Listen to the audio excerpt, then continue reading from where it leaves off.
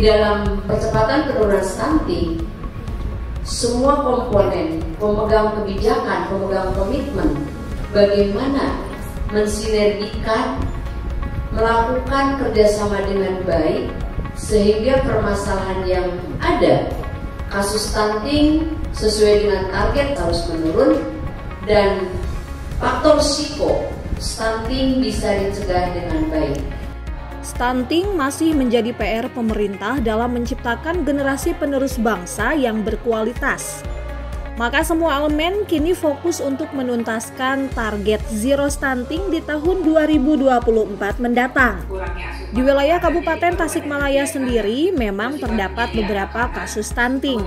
Upaya dari Dinas Sosial Pengendalian Penduduk Keluarga Berencana, Pemberdayaan Perempuan, Perlindungan Anak Kabupaten Tasikmalaya salah satunya adalah dengan membentuk tim pendamping keluarga di setiap kecamatan.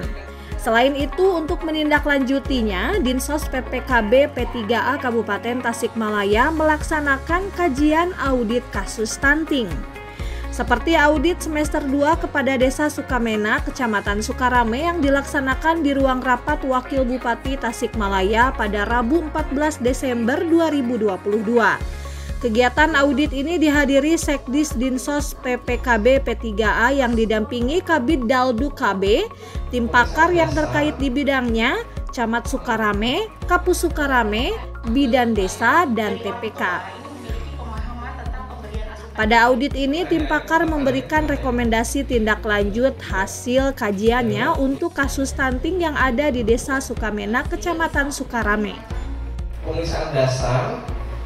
Nah, ini pertanyaannya, kapan dicek HB? Kenapa kok dibiarkan? Aspek psikologis ini memang beririsan baik aspek fisiknya, sosialnya, emosinya, gitu ya.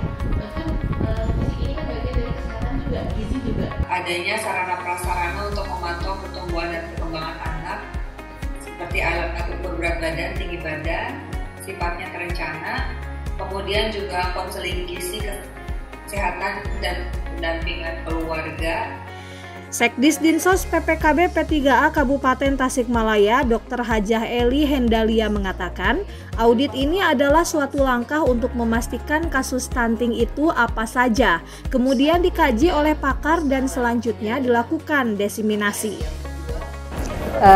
Kajian audit stunting ini adalah suatu langkah yang sudah ditetapkan di dalam Perpres 72 bahwa langkah yang dilakukan untuk memastikan penyebab kasus stunting itu apa saja. Dan alhamdulillah hari ini kita bisa melakukan 11 kasus audit dilakukan oleh pakar dan ahli.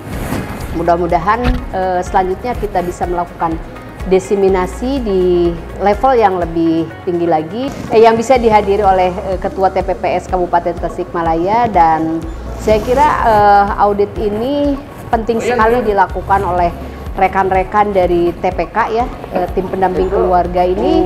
Koordinatornya adalah Bidan Desa, kemudian anggotanya ada kader Posyandu, ada kader KB, dan ketua TPPS-nya juga hadir, semua dokter ahli ini hadir, sehingga harapannya kasus yang khusus yang perlu tindak lanjut ini bisa dilakukan intervensi secara menyeluruh.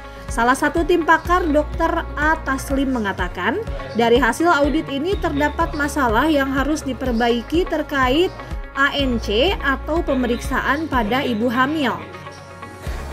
Memang ada beberapa masalah yang harus kita perbaikin terkait dengan pola ANC atau pemeriksaan ibu hamil ya. Pada kasus ini kan kebanyakan anemia sama beberapa kasus berat badannya kurang.